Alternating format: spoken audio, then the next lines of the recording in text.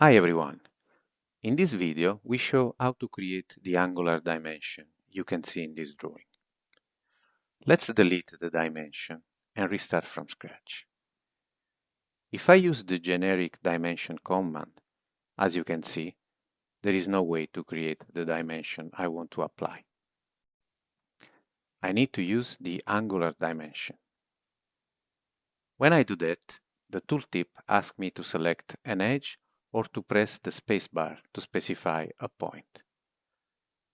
So I press the spacebar on the keyboard and then I click on the center of the circle. Now the tooltip asks to specify a point to define the first arm, and I click on the end point of one of the center lines. Then the tooltip asks to specify the point to define the second arm, and I select the end point of the other center line.